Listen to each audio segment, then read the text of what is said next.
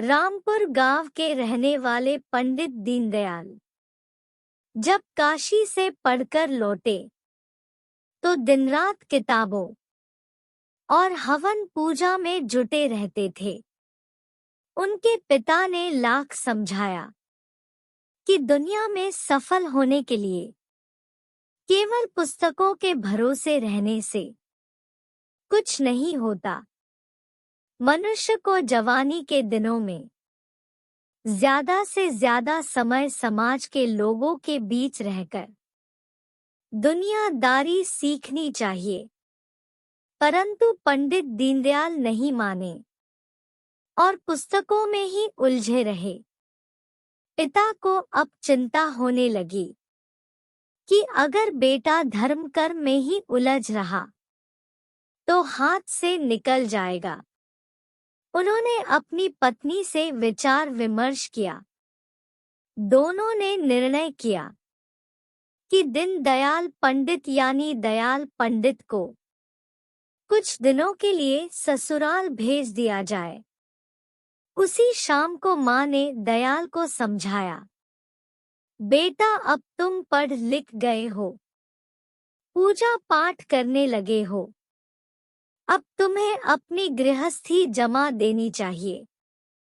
तुम्हारी पत्नी बचपन में शादी हो जाने के बाद से ही अपने पिता के यहाँ पर रह रही है, उसे ले आओ और साथ ही कुछ दिन ससुराल में मेहमानबाजी करके आओ। पोथी पत्रा की पोटली बांध के दयाल पंडित बड़ी खुशी खुशी अपने ससुराल की तरफ चल दिए। दामाद को देखकर सास ससुर बड़े ही प्रसन्न हुए। उन्होंने दयाल पंडित की खूब इज्जत की। कुछ दिन आराम से कटे। शाम को प्रतिदिन दयाल पंडित गांव के बाहर एक मंदिर में चले जाते और वहीं बैठे बैठे किसी ग्रंथ का पाठ करते रहते और शाम को अंधेरा होने पर घर लौट आते। एक दिन की बात है, दयाल पंडित मंदिर से लौट रहे थे कि उन्होंने देखा कि गांव के बाहर एक सुनी और खंडहर हवेली के दरवाजे के सामने कुछ गधे खड़े थे और रेंग रेंग कर चिल्ला रहे थे। दयाल पंडित ने सोचा कि शाम के समय गधे को देखना बाद ही अपशकुन होता है। पता नहीं गांव का कोई आदमी इस वक्त कहाँ जा रहा हो या कौन सा शुभ कार्य चल रहा हो। इसीलिए उचित यही होगा कि अशकुन पैदा करने वाले इन गधों को इस सूनी हवेली के अंदर बंद कर दिया जाए। उन्होंने हवेली का दरवाजा खोला और गधों को अंदर करके वापस अपने घर लौट गए। ये गधे एक धोबी के थे। जब गधे रात को घर ना लौटे तो धोबी बड़ा ही परेशान हुआ। उसने खूब ढूंढा परंतु गधे ना मिले। तालाब के किनारे वह अपने गधों को खोजता हुआ घूम रहा था कि तभी एक पंडित ने उसे सलाह दी कि काशी से पढ़कर आए हुए दयाल पंडित इन दोनों गांव में पधारे हैं। सुना है बड़े ही विद्वान है, जो उनसे ही पूछ लो। वह अपनी पोथी पत्रा देखकर शायद कुछ अतापता बता दे। ढूंढता हुआ धोबी दयाल पंडित तक आ पहुंचा और अपने खोए हुए गधों के बारे में पूछने लगा।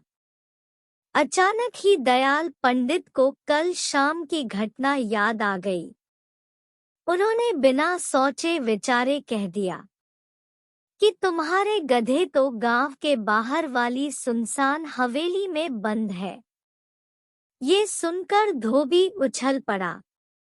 वह दौड़ता दौड़ता हवेली तक गया और किवाड़ खोलकर देखा तो अपने पूरे के पूरे गधे वहां पर दिखाई दिए।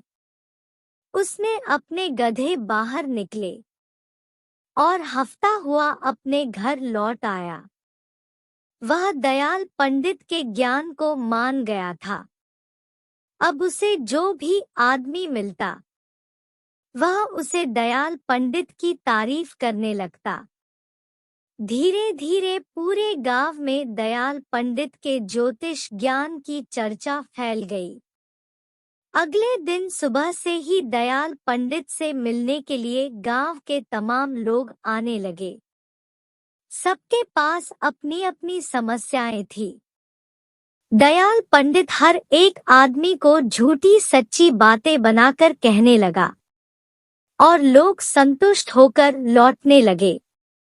होते होते दयाल पंडित की प्रशंसा गांव के राजा के पास जा पहुंची।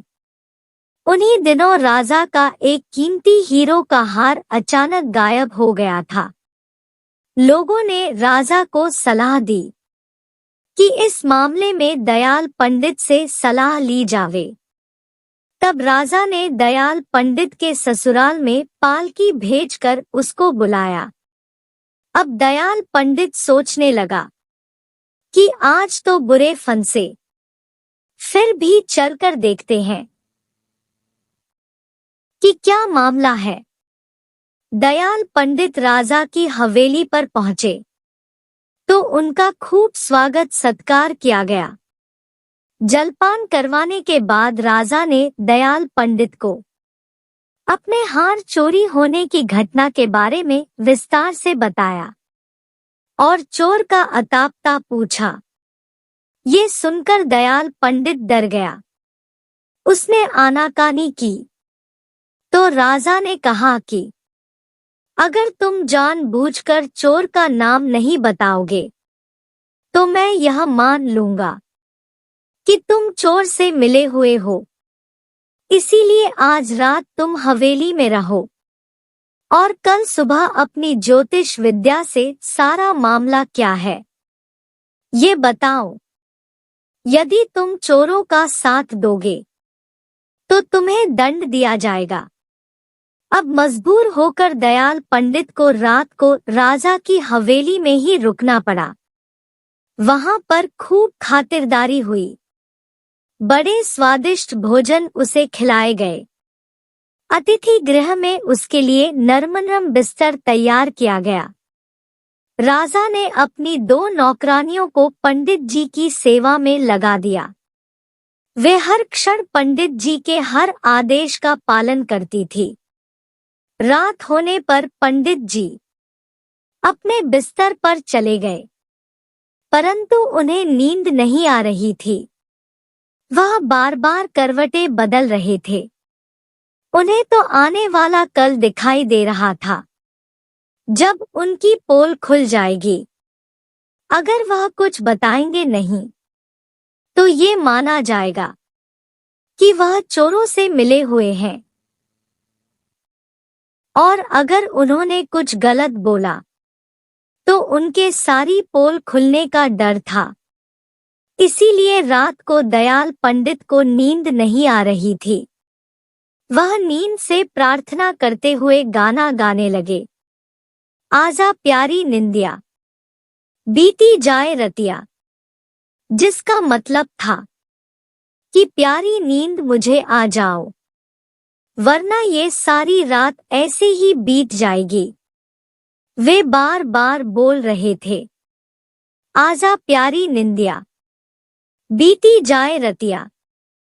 संयोग की बात है, पंडित जी की सेवा में जो 2 नौकरानियां लगाई गई थी, उनमें से एक का नाम निंदिया और दूसरी का नाम रतिया था।